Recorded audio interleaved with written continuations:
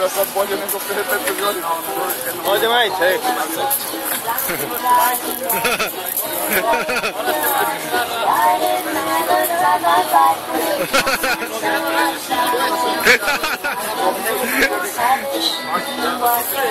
Sad unazad idi. Unazad, unazad.